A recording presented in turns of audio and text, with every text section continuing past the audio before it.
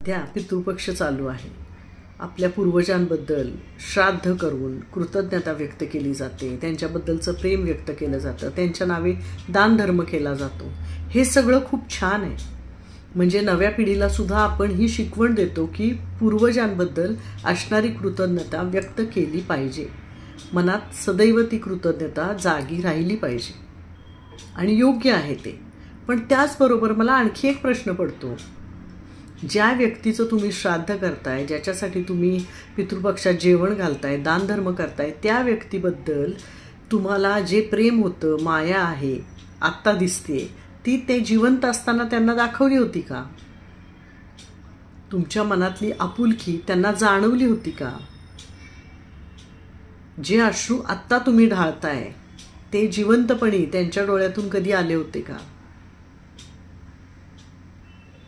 या सगळ्याचा विचार केल्यावर असं वाटतं हे श्राद्ध वगैरे केलं नाही तरी चालेल, माणूस जिवंत असताना त्याच्याशी बोला, थोडा वेळ त्यांच्याजवळ बसा, तुम्हाला वाटणारं प्रेम माया त्यांना कळू द्या, तिथेच त्यांचा आत्मा शांत होईल।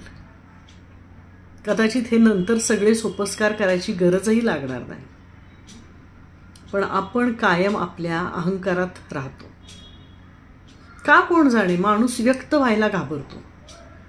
मुलगा आणि वडील यांच्यात तर कायम एक विचित्र अबोला असतो, दोघांनाही एकमेकांबद्दल प्रेम असतं, अभिमान असतो, पण तो कधीही व्यक्त होत नाही आणि नंतर हे श्राद्धाचे सोपस्कार वर्षानुवर्ष होत राहतात।